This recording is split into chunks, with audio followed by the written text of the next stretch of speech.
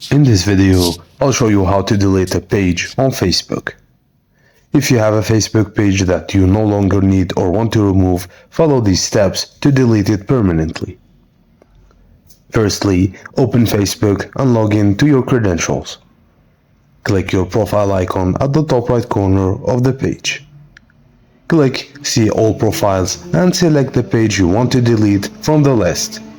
On the left-hand column of the page, click Settings. In the new menu, then click Privacy.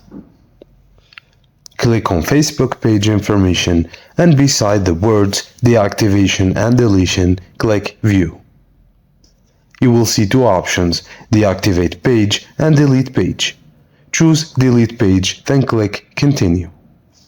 Now, a new window will pop up asking if you want to download and/or transfer information from the page. Make your selections, then click Continue. Enter your Facebook password when prompt and click Continue. Then finally, hit Continue on the next window. Just remember this action is permanent unless you cancel the deletion by reactivating the page within 30 days. And that's it, guys. Thank you for watching, and please don't forget to like and subscribe for more.